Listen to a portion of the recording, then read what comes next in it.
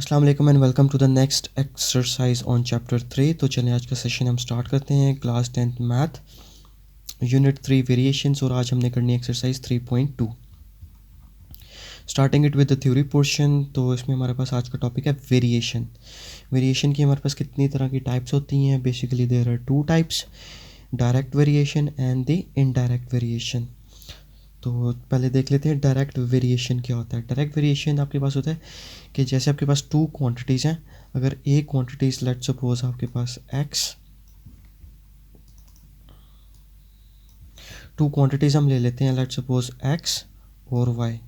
तो अगर एक क्वांटिटी इंक्रीज़ हो रही है, एक क्वांटिटी के इंक्रीज़ होने से अगर आपके पास दूसरी क्वांटिटी भी इंक्रीज़ हो रही है तो इसे हम कहते हैं डायरेक्ट वेरिएशन।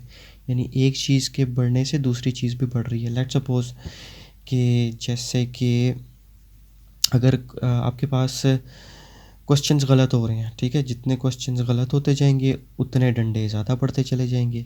तो ये आपके पास क्या है? डायरेक्ट वेरिएशन है, राइट।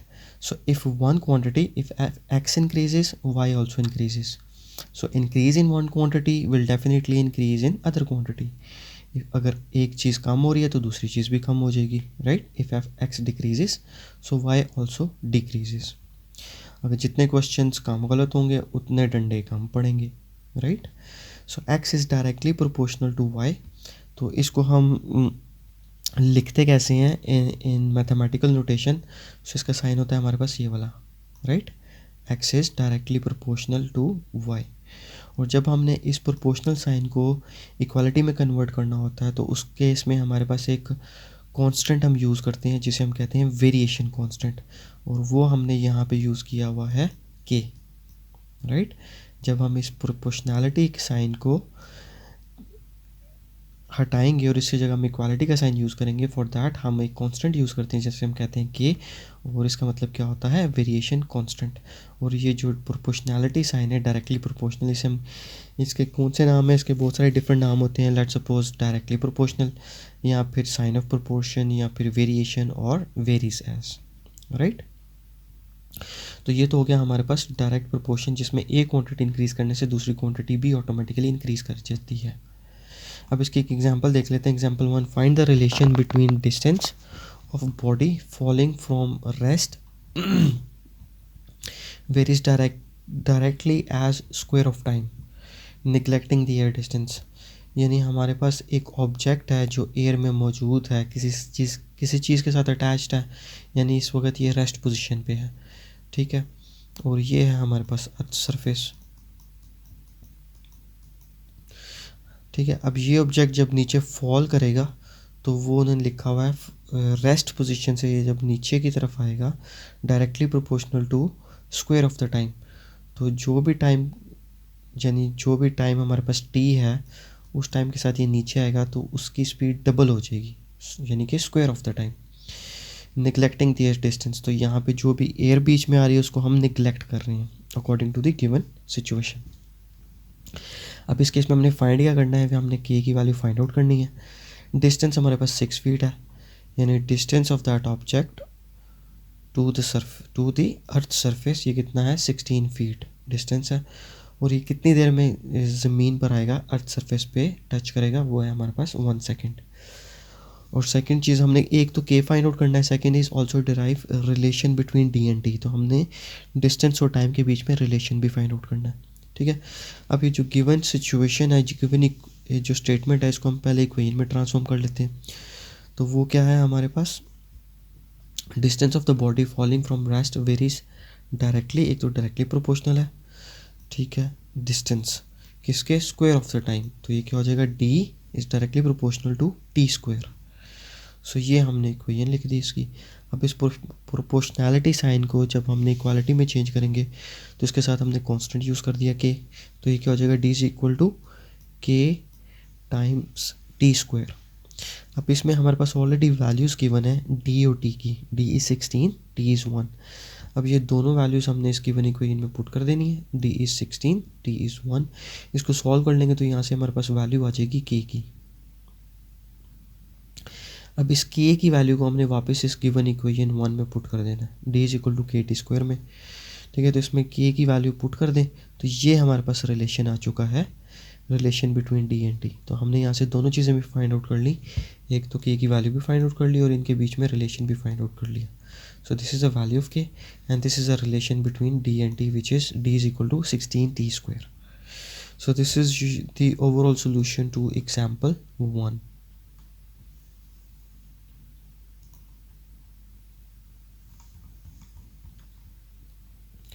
अभी नेक्स्ट देख लेते हैं इन्वर्स वेरिएशन क्या होता है। इन्वर्स वेरिएशन आपके पास ऑपोजिट होता है डायरेक्ट वेरिएशन के। इसमें ये होता है कि इसमें एक क्वांटिटी अगर आप इंक्रीज़ कर रहे हैं, लेट्स सपोज x है, इसको हम इंक्रीज़ कर रहे हैं, तो जो सेकंड क्वांटिटी होगी दैट इज़ डिक्रीजिंग, दूसरी क्वांटिटी डिक्रीज़ हो जाएगी। या अगर एक क्वांटिटी डिक्रीज़ करें तो दूसरी क्वांटिटी इंक्रीज़ हो जाएगी, राइट। ठीक है, इसकी अगर हम एग्जांपल ले लें तो इसको आप यूँ कह सकते हैं कि जितने क्वेश्चंस आपके ठीक होते चले जाएंगे उतने डंडे कम पड़ेंगे, राइट। जितने क्वेश्चंस आपके कम ठीक होंगे, ठीक है, उतने ही डंडे बढ़ते चले जाएंगे, राइट, यानी उतनी मार ज़्यादा बढ़ती चली जाएगी। So if one quantity x increases, y decreases, and if x decreases, y increases. तो अब यहाँ पे ये सिचुएशन उल्ट हो गई है ना, एक चीज़ के बढ़ जाने से दूसरी चीज़ कम हो रही है। सो इसे हम क्या कहते हैं, inversely proportional. x is inversely proportional to y, और इसको हम लिखते कैसे हैं, x इज़ इन्वर्सली, ये तो हो गया प्रोपोर्शनल साइन। अब इन्वर्सली प्रोपोर्शनल है तो ये क्या हो जाएगा, 1/y, राइट। अब इसी प्रोपोर्शनैलिटी साइन को अगर हमने हटाना है और चेंज करना है इनटू इक्वालिटी साइन, तो उसके लिए हम कांस्टेंट यूज़ करते हैं same as the previous case. तो कौन सा कांस्टेंट हम यूज़ करेंगे, और इसे हम क्या कहेंगे, वेरिएशन कांस्टेंट। और जबकि इस साइन का मतलब क्या है, varies as proportional sign, sign of proportion या वेरिएशन, राइट। अब इसकी एग्जांपल देख लेते हैं। Example 1, if y varies inversely as x, और यहाँ पे वैल्यूज़ दी हुई हैं y और x की, दोनों वैल्यूज़ भी गिवन है। हमने फाइंड y करना है उस केस में जब हमारे पास x गिवन होगा 16। तो सबसे पहले तो ये यूनिवर्सली प्रोपोर्शनल है, तो इसकी इक्वेशन क्या बन जाएगी, y is inversely proportional to x, तो ये क्या हो जाएगा 1/x y। फिर आपने ये साइन प्रोपोर्शनल साइन यूज़ करना है, इन्वर्सली प्रोपोर्शनल है तो ये क्या हो जाएगा 1/x। प्रोपोर्शनैलिटी साइन हम हटाएंगे तो ये क्या हो जाएगा, is equal to k/x, right. अब यहाँ पे हमारे पास ऑलरेडी y और x की वैल्यूज़ गिवन है, तो ये दोनों वैल्यूज़ हम इस इक्वेशन में पुट करेंगे तो हमारे पास k की वैल्यू आ जाएगी, राइट। तो ये दोनों वैल्यूज़ हमने y एज 8 ये पुट कर दी और x की वैल्यू 4 पुट कर दी। तो ये यहाँ पे डिवाइड और इसको इक्वेशन की दूसरी तरफ लेके जाएंगे तो मल्टीप्लाई हो जाएगा, तो ये क्या हो जाएगा 8 × 4 = 32। तो यहाँ से हमारे पास वैल्यू आ गई k की विच इज़ इक्वल टू 32। अब इस k की वैल्यू को हमने वापस इस गिवन इक्वेशन 1 में पुट कर देना है, इक्वेशन 1 में। तो ये क्या हो जाएगा, y is equal to 32/x। अब यहाँ पे गिवन सिचुएशन पे चलते हैं। अब हमने y फाइंड आउट करना है जबकि हमारे पास x क्या है 16, तो यानी अब x की वैल्यू पुट कर दें इसमें 16, तो y की वैल्यू हम फाइंड आउट कर लेंगे तो वो क्या हो जाएगी, is equal to 32 divided by 16 which will give us y is equal to 2। 32 divided by 16 is 2। So this is your overall example solution to example 1 with the case inversely proportional, inverse variation, right। Next इसकी exercise है 3.2 जिसमें हमारे पास questions हैं 13। इसमें सारे questions तो नहीं किए हुए मैंने सॉल्व, रैंडमली कुछ क्वेश्चंस बीच में से हमने सॉल्व किए हुए हैं, उनको देख लेते हैं क्योंकि ये सारे सेम ही पैटर्न पे हैं। सो क्वेश्चन नंबर 1 देख लेते हैं। y वेरीज डायरेक्टली, यानी ये डायरेक्ट प्रोपोर्शनल का क्वेश्चन है हमारे पास एज x, y और x की वैल्यूज़ गिवन है और हमने फाइंड आउट करना है y in terms of x। ठीक है, सबसे पहले तो हम इस प्रोपोर्शनैलिटी साइन को इक्वालिटी में चेंज कर लेते हैं, तो ये हमारे पास इक्वेशन आ जाएगी y is equal to kx। अब इसमें हमने ये y और x दोनों की वैल्यूज़ पुट कर देनी है इक्वेशन 1 में, तो यहाँ से हमारे पास k की वैल्यू आ जाएगी विच इज़ इक्वल टू 4। ये सिंपल कैलकुलेशन है, राइट। अब इस k की वैल्यू को वापस हम पुट कर देंगे इक्वेशन 1 में, तो ये क्या हो जाएगी y is equal to 4x, तो ये हमारे पास इक्वेशन आ गई। अब इस गिवन सिचुएशन हमारे पास क्या थी, हमने y फाइंड आउट करना है इन टर्म्स ऑफ x। ठीक है, तो हमने y फाइंड आउट करना है इन टर्म्स ऑफ x, तो वो हमने ऑलरेडी देखे यहाँ पे y फाइंड आउट कर लिया in terms of x, right. Second case में क्या, find y when x is 5। अब यहाँ पे हमारे पास k ऑलरेडी हमने फाइंड आउट कर लिया हुआ 4। अब यही 4 हम आगे हर क्वेश्चन में पार्ट में यूज़ करते चले जाएंगे, ठीक है, हमें एवरी टाइम अलग से फाइंड आउट नहीं करना पड़ेगा। तो k की वैल्यू मुझे ऑलरेडी पता है 4, अब मैंने y फाइंड आउट करना है और x की वैल्यू गिवन है विच इज़ 5, तो x की वैल्यू पुट कर दें, k की वैल्यू भी पता है, सॉल्व करें तो हमारे पास आंसर क्या आ जाएगा 20, simple. Similar is the case with the part 3। अब इस केस में हमने x फाइंड आउट करना है जबकि y गिवन है 28, तो y की वैल्यू 28 पुट कर दें, k इज़ ऑलरेडी 4 हमने फाइंड आउट किया हुआ है। अब यहाँ पे मुझे x की वैल्यू चाहिए, 4 मल्टीप्लाई हो रहा है, इसको इक्वेशन की दूसरी तरफ लेके जाएंगे तो क्या हो जाएगा divide, so 28 divide by 4 will give us 7, right. अब इसका जो क्वेश्चन नंबर 2 है वो सिमिलर पैटर्न पे है, तो इसको आपने खुद से ज़रूर प्रैक्टिस कर लेना। Next question number 3 is if r is directly proportional to t, जबकि r और t की वैल्यूज़ गिवन है, तो इन दोनों की वैल्यूज़ की मदद से हम सबसे पहले तो k की वैल्यू फाइंड आउट कर लेंगे विच इज़ और प्रोपोर्शनल कांस्टेंट या वेरिएशन कांस्टेंट जिसे कहते हैं। Find equation connecting r and t, okay, and also find r when t is equal to this and find t when r is equal to this। तो यहाँ पे basically हमने 3 चीज़ें find out करनी है, एक हमने r फाइंड आउट करना है जब t की वैल्यू 64 होगी, और एक हमने t फाइंड आउट करना है जब r की वैल्यू 20 होगी, और तीसरी चीज़ क्या हमने k फाइंड आउट करना है विच इज़ वेरिएशन कांस्टेंट। तो सबसे पहले तो ये डायरेक्ट प्रोपोर्शनल का क्वेश्चन है, ये हमने लिख लिया एज इट इज़। इस प्रोपोर्शनैलिटी साइन को इक्वालिटी में चेंज कर देंगे तो k साथ आ जाएगा, ठीक है। अब यहाँ पे k की वैल्यू फाइंड आउट करने के लिए पहले r और t की दोनों वैल्यूज़ हमारे पास ये जो गिवन है ना, इन दोनों वैल्यूज़ को हम यूज़ करेंगे यहाँ पे, ठीक है। इन दोनों वैल्यूज़ को हमने यहाँ पे पुट कर दिया, तो यहाँ से मेरे पास k की वैल्यू आ जाएगी। अब इस k की वैल्यू को वापस इस इक्वेशन 1 में पुट कर दें तो ये क्या हो जाएगा, r is equal to 5/8t, ये हमारे पास बन गई इक्वेशन 2। अब यहाँ से हमने बाकी दोनों चीज़ें फाइंड आउट करनी है। अब पहले केस में हम क्या करेंगे फाइंड आउट r जब t 64 है, when t is 64 तो r क्या होगा वो हम देख लेते हैं। तो यहाँ पे t की वैल्यू हम पुट कर देंगे 64, तो ये हमने 64 पुट कर दी। यहाँ से सिंप्लीफाई करते चले जाएं तो r की वैल्यू आपके पास आ जाएगी 40। अब सेकंड केस देख लेते हैं। सेकंड केस में क्या था, हमने t फाइंड आउट करना है when r is 20, तो when r is 20 तो उस केस में t फाइंड आउट करना है, तो इसमें r की वैल्यू पुट कर देंगे 20, ठीक है। अब यहाँ से t की वैल्यू हमने फाइंड आउट करनी है। अब ये एक्स्ट्रा टर्म है ना, तो उसको इक्वेशन की दूसरी तरफ शिफ्ट कर देते हैं, तो 8 यहाँ पे डिवाइड हो रहा है, दूसरी तरफ जाएगा तो क्या हो जाएगा मल्टीप्लाई, और 5 यहाँ पे मल्टीप्लाई हो रहा है, ये जब दूसरी तरफ जाएगा तो क्या हो जाएगा डिवाइड, ठीक है। तो ये डिवाइड भी हमने कर दिया साथ ही। तो यहाँ से t की हमारे पास ओवरऑल क्या वैल्यू आ चुकी है 32, right. So this is your overall solution to question number 3।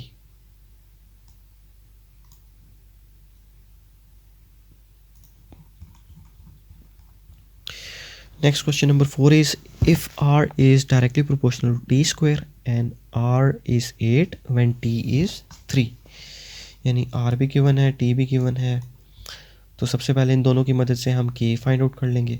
तो यहाँ पे r और t की ये दोनों वैल्यूज़ हम पुट कर देंगे, ठीक है। तो इक्वेशन 1 में तो हमारे पास k की वैल्यू आ जाएगी, सॉल्व करते चले जाएँ। 3 स्क्वायर क्या होता है 9, अब मुझे k की वैल्यू चाहिए, 9 मल्टीप्लाई और इसको इक्वेशन की दूसरी तरफ शिफ्ट करेंगे तो क्या हो जाएगा डिवाइड, तो k की वैल्यू आ गई हमारे पास 8/9। अब इस k की वैल्यू को वापस हम इक्वेशन 1 में पुट कर देंगे तो ये हमारे पास आ जाएगा r is equal to 8/9 t square. अब इस इक्वेशन 2 में हमने ये गिवन सिचुएशन पुट करनी है विच इज़ फाइंड r हमने फाइंड आउट करना है when t is 6, so when t is 6 r हमने फाइंड आउट करना है, तो इस t की वैल्यू को इसमें पुट कर देंगे यहाँ पे विच इज़ 6 स्क्वायर किसके इक्वल होता है 36। अब इसको सिंप्लीफाई कर लें तो 1 time 9 is 9 and 4 time 9 is 36 and 4 time 8 is 32, तो यहाँ से हमारे पास r की वैल्यू आ चुकी है, simple easy. So this is your overall solution to question number 4। Next question number 5 is when v is directly proportional to r cube and v is 5 when r is 3, तो जब ये दोनों values की बने v भी और r भी, तो इन दोनों वैल्यूज़ की मदद से हम k फाइंड आउट कर लेंगे विच इज़ वेरिएशन कांस्टेंट। तो सबसे पहले तो इस प्रोपोर्शनैलिटी साइन को हम इक्वालिटी में चेंज करते हैं तो साथ k आ जाता है, ठीक है। अब v और r दोनों की वैल्यूज़ पुट कर दें इस इक्वेशन में, तो यहाँ से हमारे पास आ जाएगी k की वैल्यू, ठीक है। तो यहाँ से 3 क्यूब ले लें, 3 क्यूब किसके इक्वल होता है 27। अब मुझे k की वैल्यू चाहिए, extra thing over here is 27 जो कि मल्टीप्लाई हो रहा है, को इनकी दूसरी तरफ शिफ्ट करेंगे तो क्या हो जाएगा डिवाइड, तो मेरे पास k की वैल्यू आ जाएगी 5/27। अब इस k की वैल्यू को वापस इक्वेशन 1 में पुट कर दीजिए, तो हमारे पास इक्वेशन बन जाएगी v is equal to 5/27 r cube. अब इस गिवन इक्वेशन में हमने सिचुएशन पुट कर देनी है। अब हमने r फाइंड आउट करना है जबकि v की वैल्यू क्या गिवन है 625, सो व्हेन v इज़ 625 तो हमने r फाइंड आउट करना है। तो इस इक्वेशन में हम v की वैल्यू पुट कर देंगे, ठीक है। तो ये हमने v की वैल्यू पुट कर दी। अब इसको सॉल्व कर लेते हैं। तो ये यहाँ पे डिवाइड हो रहा है ना 27, इक्वेशन की दूसरी तरफ जाएगा तो क्या हो जाएगा, मल्टीप्लाई, ठीक है। इसी तरह ये 5 यहाँ पे मल्टीप्लाई हो रहा है, इसको दूसरी तरफ लेके जाएंगे तो क्या हो जाएगा, डिवाइड, राइट। तो ये हमने डिवाइड कर दिया। अब यहाँ से सिंप्लीफाई करते चले जाएँ। अब यहाँ पे देखें, जब आप सिंप्लीफाई कर लेंगे तो आपके पास एंड रिजल्ट आ रहा है 125 टाइम्स 27। अब मुझे आर की वैल्यू फाइंड आउट करनी है, लेकिन यहाँ पे क्या है, आर क्यूब, तो ऑपोजिट ऑफ क्यूब क्या होता है, क्यूब रूट। तो इसलिए मैंने दोनों को इनकी दोनों साइड पे क्यूब रूट ले लेंगे, यहाँ पे भी और यहाँ पे भी। अब यहाँ पे मैंने अभी इनको मल्टीप्लाई नहीं किया क्योंकि मुझे पता है ये मेरे पास क्यूब रूट बन रहे हैं। तो 5 क्यूब करेंगे तो 125 आ जाएगा, 3 क्यूब करेंगे तो 27 आ जाएगा। तो इसलिए मैंने इनको अलग अलग क्यूब की फॉर्म में लिख लिया और फिर क्यूब रूट ले लेंगे। तो ये क्यूब रूट कैंसिल हो जाएंगे क्यूब के साथ, तो रिमेनिंग वैल्यूज आपके पास बचेंगी 5 times 3 which is equal to 15। तो यहाँ से हमारे पास आर की वैल्यू आ जाएगी when v is equal to 625। So this is your overall solution to question number 5.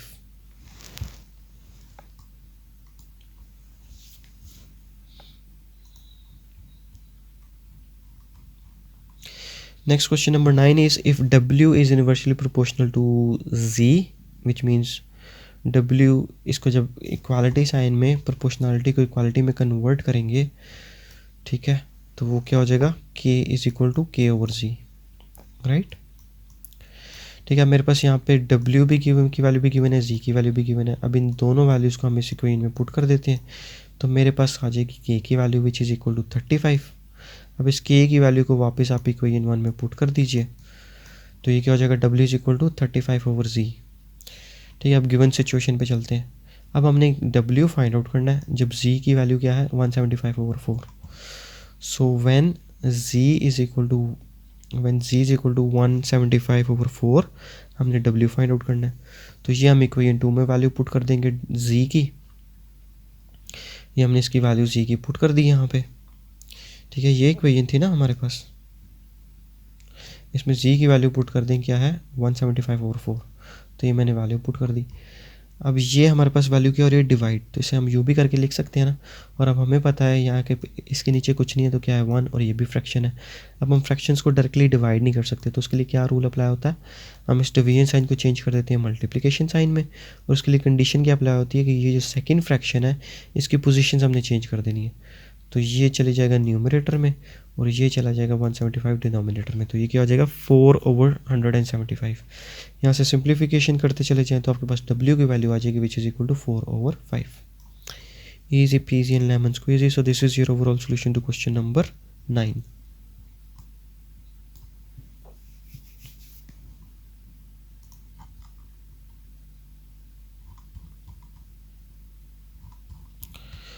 Next question number 12 is when v is inversely proportional to r cube. v और r दोनों की वैल्यूज़ गिवन है। सबसे पहले इस proportionality sign को हम equality में चेंज कर देते हैं, ठीक है। तो ये क्या हो जाएगा, is equal to k over r cube. अब यहाँ पे v और r दोनों की वैल्यूज़ गिवन है, इनकी वैल्यूज़ इसमें पुट कर दीजिए। ये वैल्यूज़ हमने पुट कर दी v और r की, तो यहाँ से k की वैल्यू फाइंड आउट कर लेंगे। अभी 3 क्यूब यहाँ पे डिवाइड हो रहा है, इसको इक्वेशन की दूसरी तरफ लेके जाएंगे तो क्या हो जाएगा, मल्टीप्लाई। तो ये मल्टीप्लाई हो गया। 3 क्यूब किसके इक्वल होता है, 27 times 27 and 27 times 5 will give you 135। तो ये k की वैल्यू आ चुकी है। अब इस k की वैल्यू को आप इक्वेशन 1 में पुट कर दीजिए तो ये हो जाएगा आपके पास v is equal to 135 over r cube, right. अब यहाँ पे गिवन सिचुएशन हम अप्लाई कर देते हैं। तो वो क्या है, हमने फाइंड करना है, अच्छा फर्स्ट केस में हमने फाइंड करना है v when r is 6। So when r is 6 तो v की वैल्यू क्या हो जाएगी, तो r की वैल्यू हम इस इक्वेशन में पुट कर देते हैं, ठीक है। 6 इसको सॉल्व करते चले जाएं तो आपके पास ये वैल्यू आ जाएगी 5 ओवर 8 v। सेकेंड केस में हमारे पास क्या है, हमने r फाइंड आउट करना है when v is 320। So second case is when v is 320 हमने r फाइंड आउट करना है। तो अगेन जो इक्वेशन 2 है इसमें इसको हम यूज़ करेंगे, इसमें v की वैल्यू पुट कर दें। तो v क्या है 320, तो v की वैल्यू 320 पुट कर दी। अब मुझे r क्यूब चाहिए तो इसको इक्वेशन की दूसरी तरफ शिफ्ट करें तो ये मल्टीप्लाई हो जाएगा और इस 320 को ये यहाँ इक्वेशन की दूसरी तरफ लेके जाएंगे तो ये क्या हो जाएगा, डिवाइड, राइट। ये इक्वेशन बन गई, इनको सिंप्लीफाई कर लें। तो इनको सिंप्लीफाई करने से हमारे पास रिजल्ट आ रहा है 25/64 विच इज़ इक्वल टू, और ये क्यूब बन रहे हैं आपके पास, यानी 3 क्यूब बन रहा है 27, ठीक है, यानी कि 3 टाइम्स 3 टाइम्स 3, तो ये किसके इक्वल होता है 27 के, तो इसको हमने 3 क्यूब लिख दिया। इसी तरह 4 क्यूब करेंगे तो ये क्या हो जाएगा 64, 4 times 4 times 4 will give you 64, right. ठीक है, तो हमारे पास जो इक्वेशन बच गई है यहाँ बन चुकी है यहाँ पे, वो यहाँ तक r cube is equal to 3 cube over 4 cube, right. अब मुझे यहाँ पे r की वैल्यू चाहिए, so extra thing over is cube, cube तो ऑपोजिट ऑफ क्यूब क्या होता है क्यूब रूट, तो दोनों तरफ हमने क्यूब रूट ले लिया, राइट। ठीक है, तो ये आपस में कैंसिल हो जाएंगे, तो पीछे वैल्यूज बचेंगी r is equal to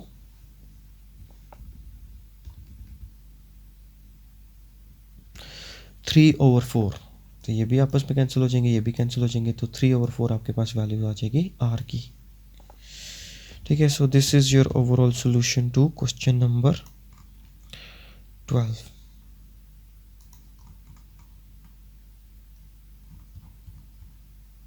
easy exercise थी, इतनी मुश्किल एक्सरसाइज नहीं है आज की। सो इसी के जो रिमेनिंग क्वेश्चंस हैं ना वो आपने खुद से ज़रूर प्रैक्टिस कर लेने हैं, and you can compare your answers with the book answers. और इसी के साथ हमारी आज की एक्सरसाइज ख़त्म होती है। Take care of yourself, stay blessed, be happy and keep smiling. इंशाल्लाह see you soon in the next exercise. Till then see after, stay safe out there and thank you for visiting. I need to kick the habit that my mind is breathing in. Break out, I've got to see. Spent all my life holding all of it closely. I played it innocent, a feel of discontent. I'm finally facing it all, fearless.